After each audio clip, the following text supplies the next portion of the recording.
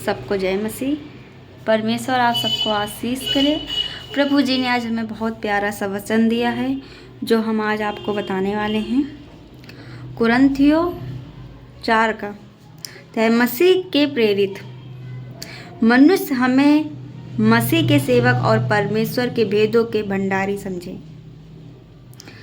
फिर यह भंडारी में यह बात देखी जाती है कि विश्वास योग्य निकले, परंतु मेरी दृष्टि में यह बहुत छोटी बात है कि यह मनुष्य का कोई न्याय मुझे परखे, वरन मैं आप ही अपने आप को नहीं परखता, क्योंकि मेरा मन मुझे किसी बात में दोषी नहीं ठहराता, परंतु इसमें निर्दोष नहीं ठहरता, क्योंकि मेरे परखने वाला प्रभु है। सो जब तक प्रभु न आए, समय से पहले किसी बात का न्याय ना करो।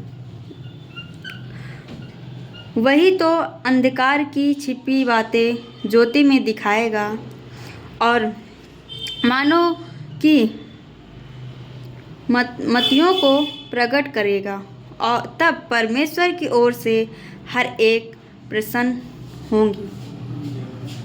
हे भाइयों, मैंने इन बातों में तुम्हारे लिए अपनी सारी उसकी चर्चा दृष्टांत की रीति पर की है, इसलिए कि हमारे द्वारा यह सीखो कि लिखे हुए से आगे ना बढ़ना और एक के पक्ष में और दूसरे के विरोध में गर्व ना करना, क्योंकि मुझ में और दूसरों में कौन भेद करता है।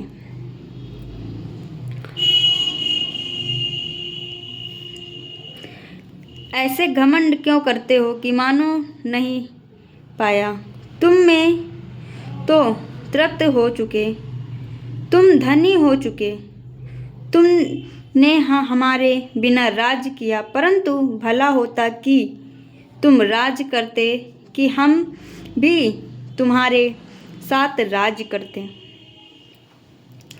मेरी समझ में परमेश्वर ने हमें प्रेरितों को सबके बाद उन लोगों की ठहराया है जिसकी मृत्यु की आज्ञा हो चुकी, क्योंकि हम जगत और स्वर्गदूत और मनुष्य के लिए एक तमाशा ठहरे हैं। हम मसीह के लिए मूर्ख और हैं, परंतु तुम मसीह में बुद्धिमान हो।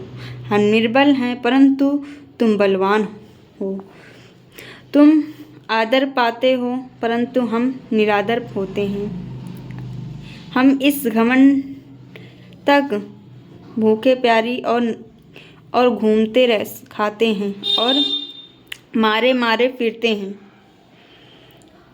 और अपने हाथों के कामों के परिश्रम करते हैं। लोगों को बुरा कहते हम आशीष देते हैं, वे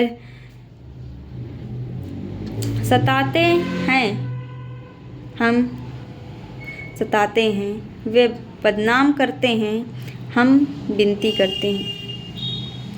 हम आज तक जगत के कूड़े और सब वस्तु को कुचलना की नहीं ठहराते हैं। आमीन।